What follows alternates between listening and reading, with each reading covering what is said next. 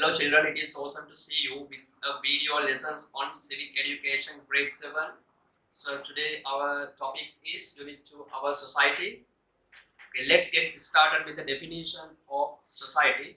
According to the Oxford Advanced Learners Dictionary interpretation, society in the sense a community of people who share the same customs, laws, etc. So, in fact, society is a creation of man as the base. The existence of any society is the result of man's endeavor towards a moral life. So by today, society has evolved from simple level to complex nature by passing through different eras such as hunting era, nomadic era, and agricultural era. Moreover, any society is created the basis of a family. In other words, family is the smallest unit in a society. Modern families are of two types, such as nuclear families and extended families, while the nuclear families are more frequent.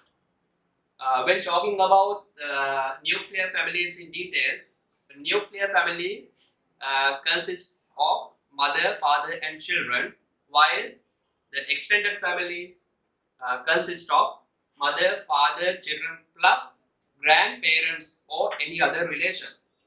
Anyway, a human society becomes successful only if it maintains good relationships. Thus, interrelationship ensures the well-being or the betterment of any society.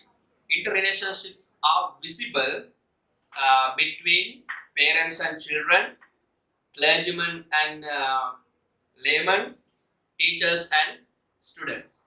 Next, pay attention to the rights. I think this word is familiar to you. You may have heard different terms such as child rights, human rights, and animal rights also. So, definition of rights. Privileges given to a person by the human society itself can be called as rights. So, as a citizen of a country, you are entitled to enjoy rights, but within a limit. Rights are of two types, such as civil rights and political rights. Right to expression, right to live wherever you want, and right to education come under civil rights, while political rights include voting for a political party of your choice, being an election candidate, and criticizing the government, etc. So there are some features of rights as well. So let's talk about it one by one. First one is inherited from society. So we get rights from the society itself. At the same time, they are restricted. That means you can enjoy your rights without disturbing others' freedom. For instance, you can enjoy music that your enjoyment cannot disturb some others' freedom. Third one is it is free from selfishness. Also, it is closely related to duties. That means if you are entitled to enjoy rights, at the same time you have a duty to fulfill.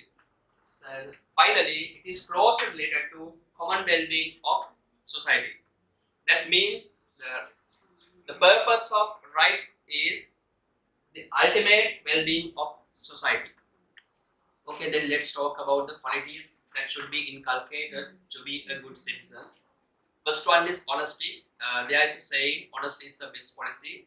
As that saying revealed, honesty is the best quality that one should be inculcate. The second one is simplicity. When talking about simplicity, we can remember the great character in India, the Mahatma Gandhi, is a role model to point out as a minimalist. Third one is spirituality.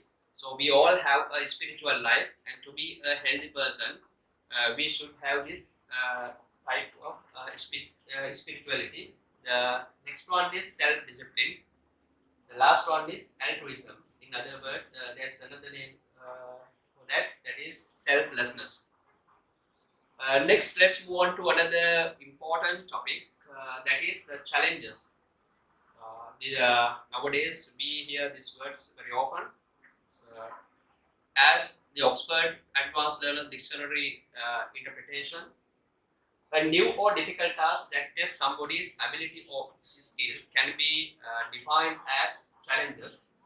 So life itself is a challenge. So please consider challenges as blessings of disguise. The tougher the challenge, the stronger the life is. But at times you may get defeated in front of challenges. But even then, please do not lose your heart, because failures are the pillars of success. So there are some steps that we should follow to win challenges. Let's consider them one by one. The first one is creative thinking. If you are creative, you can always overcome a challenge easily. Second one is always try to be optimistic. Third one, try to be confident. That is self-confidence. Last one is untiring effort. If you follow these steps, you can overcome challenges easily. Pay your close attention to the challenging situations in the modern society. First one is complexity of society. In the present day world, we find always complicated societies. Second one is unemployment. This is prevalent in developing countries like Sri Lanka, India and Pakistan. And not only the unemployment, there is another concept called underemployment.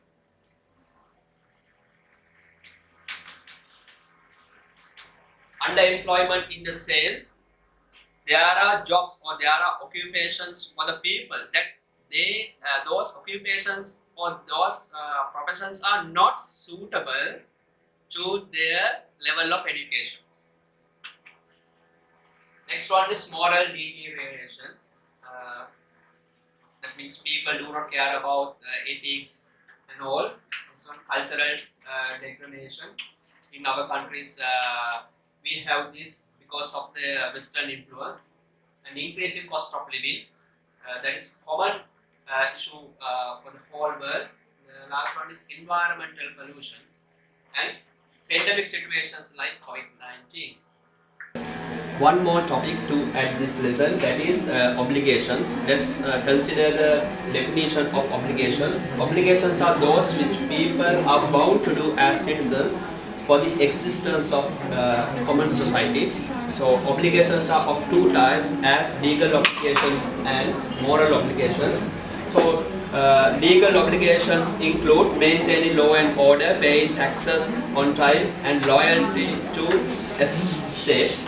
And there are some examples for moral obligations. They are namely safeguarding traditions and being self-disciplined.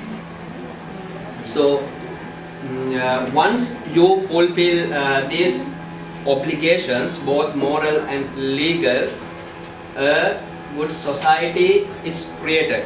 Thus, it makes room for a wholesome society ultimately.